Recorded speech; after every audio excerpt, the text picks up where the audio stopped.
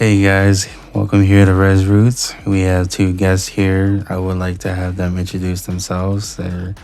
So let's start with you here in the red hat. What is your name, your tribe, how many years you've been here at IBC, and your role? My name is Coreen Esplin. I am from the Tonawanda Seneca tribe in New York State. I have been at IBC since 2008. I came as a student and then joined the staff in 2010. And my role is Dean of Women. Nice. How about you? My name is Daniel Esplin. This is my wife, Coreen. And so I serve at Indian Bible College. I've been at the school since 2006. So I'm entering my 18th year at Indian Bible College. And I primarily serve as a director of admissions.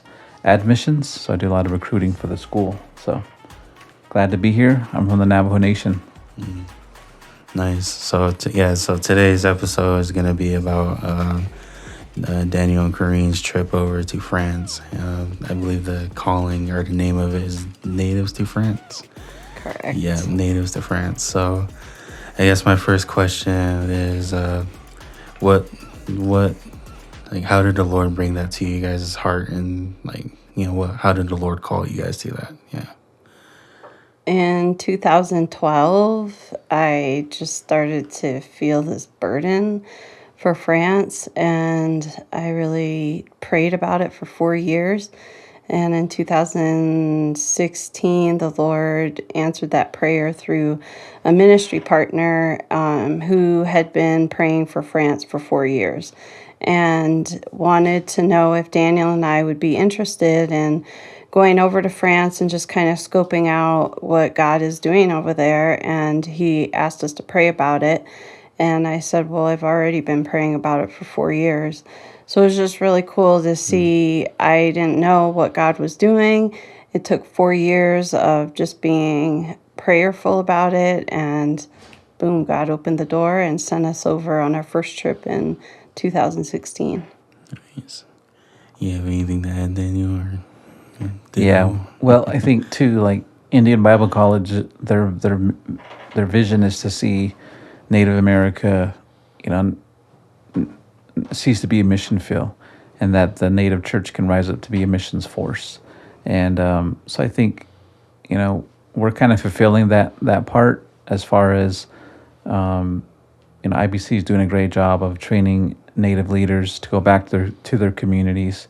But I think since 2016, we feel like, we've been helping the school catch that global vision and sending and taking students overseas to France and to engage in missions out there too. Nice. So another question I wanted to ask you guys is, what was it like from your guys' heart and your point of view? What was it like, being able to bring, some either IBC alumni or current students? Like, what is that? Like, how much does that mean to you and stuff like that? So, I think it's been a highlight of going over to France. Being able to see God use Native people on a global scale is exciting. To know that our culture, there's a fascination with our culture, and sometimes it can feel like there's not an appreciation in our own country, but to go to another country and see that it's an open door for the gospel just because we're Native American. It's powerful, and to see students be able to experience, maybe it's their first time traveling, maybe they've never left the state, let alone the country, and to be part of walking alongside of them. It's really amazing to see their eyes open to God's heart for Native America on a global scale. Nice. You have anything, Daniel? Or? Yeah, I think too, like, what we do there, a lot of people ask us, what do you do in France? And, to kind of put it plain and simple, we work alongside local French believers, and what we do is we take a cultural an element and share a biblical truth out of that. And so during our cultural presentations, we would take a cultural element, for example, jewelry. One of our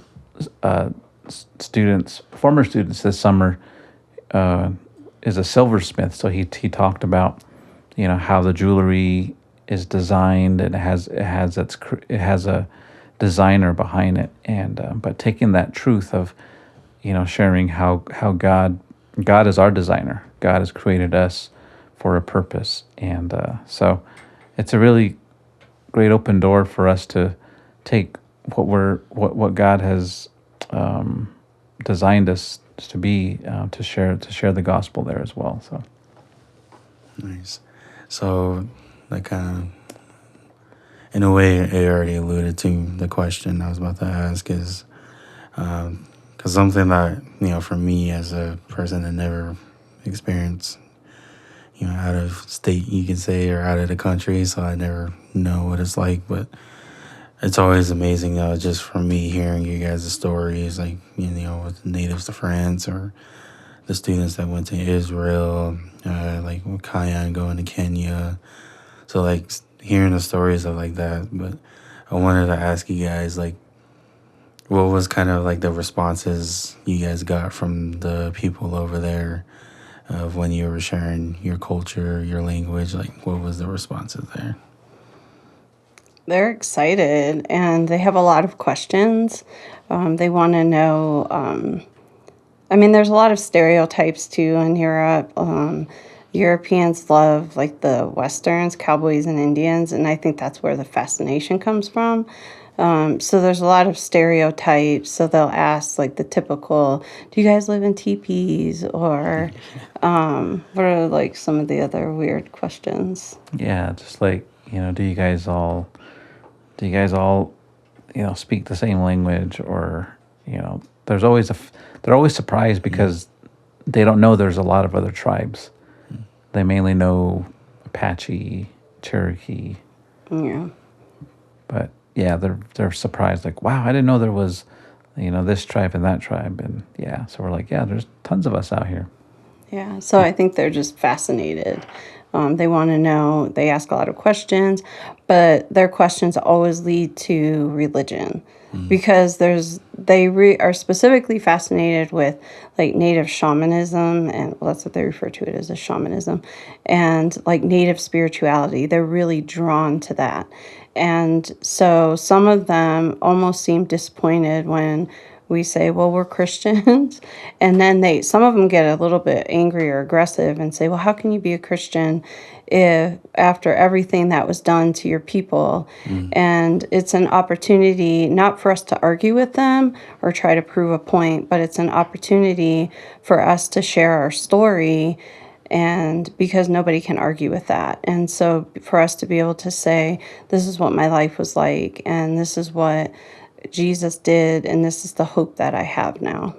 That was another question was, again, you guys may have different experiences, or maybe you've seen, the students that the past students or students that you bring.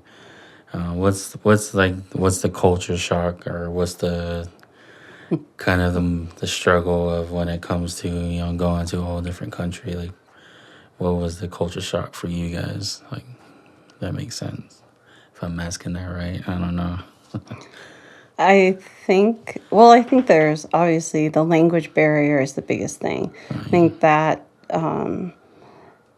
for me, I think it's very natural to travel to other countries because I have such a deep desire to do that. And but I think it's just acclimating, being open to know that not everybody is like Americans or like us, and we're stepping into their culture. So you just have to go into it with an attitude of learning instead of knowing. But the biggest culture shock is not being able to communicate. We've been working on our French, but we're not fluent in French. And a lot of French people don't want to speak English. they want you to speak French. So as long as you're making an attempt, then they'll engage in dialogue. But it's France is not a hard culture to acclimate to because hello croissants, like Yeah. French food is amazing. But I would say that and like just the jet lag can be challenging. Oh yeah, yeah. Yeah, but I mean, the students that go with us, they'll definitely experience, culture shock, because a lot of our students, they've never been out of the Southwest, or they've hardly even visited states across the U.S. So I think they'll experience that, and I think because we try to prepare them, we try to say, hey, prepare for jet lag and prepare for the being in a place where they don't really speak much English, but for them to be there, yeah, like they'll kind of like they'll be in shock a little bit, but yeah, but we try to help them out with that and adjust for a few days. Most times we spend first couple of days in Paris just adjusting to the jet lag and kind of seeing some sights, and that kind of calms everybody down too. So the next question would be like, what was like, if you guys can like explain the area, the area of where you guys went, kind of like what's like I guess you could say like the nature or the creation of it, like what stood out to you guys in the scenery and all the stuff over there, if that makes sense. Yeah. I think just the whole country is so beautiful. Like you go to Paris and you see like just so much history there. It's amazing. And you travel around, whether it's the East Coast, West Coast, North, South. It's a lot like the United States, like the land changes. Like you go south and it's very similar to the Southwest because it's the Mediterranean. So it's a different climate. And there's a lot of diversity in France. I didn't expect that. I expected it to be like native French people, I guess. Yeah. But to see that there's a lot of diversity, especially when you get to like the bigger cities, there are people from all over the world there. That was surprising to me. And the amount of Muslims, like that's a little bit surprising as well. Yeah, for me, it's just seeing, the the architecture is really beautiful. The buildings, the castles that are there, and like everything is old and it has history to it, and especially just to walk around, in fortified old cities, that were probably dates back to the 1100s and stuff, and or even beyond that. But yeah, it's just amazing to kind of see that, and I mean, to see a real castle too that was built. I mean, it's like, wow, those things do exist. So, but yeah, it's amazing, the French culture, but I think too, like going out there and connecting with people and working alongside the churches and ministries there, it gives you a deeper appreciation for our communities, the reservation, to experience that. For me, it gives me a deeper, appreciation for where I came from, and so even though the reservation is hard, you see a lot of hard stuff, but it's like, wow, like I'm thankful to be where I'm from. Nice. So I think you alluded to a little bit. The question I have for you guys is, what was it like, being able to reconnect with your connections and your friends and the relationships that you've built over there? How did those relationships start, and how was it for you guys to reconnect with them? Well, this was our sixth trip this year. So it's been just amazing to see those relationships continue to be nurtured and develop, and to gain that trust of coming alongside of these ministries and being given the privilege of working with the people that they're in the trenches with. Like they're there every day. And so it just seems like there's been a lot of generosity in welcoming us and letting us come into their world and come alongside of them and serve in whatever way we can. And those relationships have just been built up over the years from our first trip in 2016, trying to see, okay, what ministries are going on and where, and trying to go to those areas. And it can be really hard to get your foot in the door, in a sense, because people don't know you. They don't know where you're coming from or what you want. So you kind of have to develop that trust and continue to go back every year and visit the same people and help them to see that we're not there to showcase ourselves. We're there because God called us there. And God has just opened so many doors through just miraculous ways, like through Airbnbs or even just being on the streets and talking to people. And while you're talking, you're praying, and God is telling you, kind of giving you the next steps of what to do. Like, that's exciting to me. Nice. Anything you got, Daniel? Or? Yeah, I think too that we to see the French, well, the family that we work with specifically, they're located in the Basque region, which is the southwest corner of France, and for them to welcome us, that takes trust, that takes them trusting God, and but I think this summer was probably one of the best trips, as far as just, man, seeing open doors. I mean, we were almost doing presentations every other day, and to be able to do cultural presentations outside of the church too, where people came from the community, and there was two newspaper reporters that came, and I don't know, it was a great experience to work alongside this family. And so yeah, the Basque people, I don't know, you want to explain a little bit about the Basque people?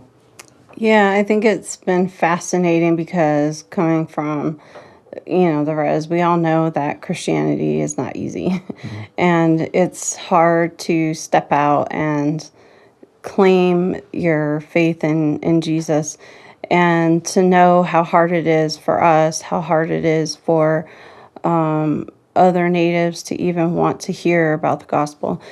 It's almost like God has prepared us for these countries that are just as hard. And so when we step over there, and a lot of people working in ministry tell us, oh, the French people are really hard to reach, like they're really against Christianity. It's like, oh, well, that's what we're coming from, so we can relate to that.